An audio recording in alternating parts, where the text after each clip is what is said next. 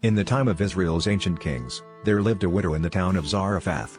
The land was gripped by a severe famine, and she had only a handful of flour and a tiny bit of oil left, enough for one last meal for herself and her son. Just as she was preparing to make their final bread, the prophet Elijah arrived, weary from his journey. He asked the widow for a little water and a piece of bread. Despite her dire situation, the widow chose to trust Elijah's words when he assured her that if she would first make a piece of bread for him, her jar of flour and jug of oil would not run dry until the famine ended. Remarkably, the widow obeyed and made a small loaf for Elijah. True to the prophet's word, her supplies did not diminish.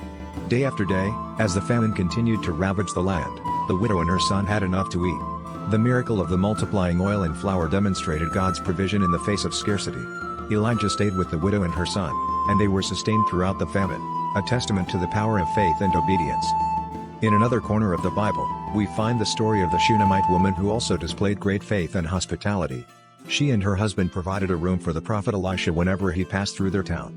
In gratitude, Elisha prophesied that she would have a son, despite her advanced age. The prophecy came true, and she gave birth to a son. Years later, when the child fell ill and died, the Shunammite woman's faith did not waver. She sought Elisha, who through prayer restored the boy to life, reinforcing her trust in God's power. Both stories highlight the profound rewards of trust and generosity. The widow of Zarephath and the Shunammite woman each opened their homes and resources to prophets of God, and in return, they received blessings beyond their expectations.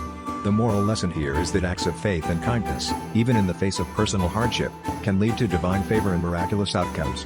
These narratives encourage us to trust in the divine plan and remain generous, knowing that what we give with an open heart will be replenished in ways we cannot foresee.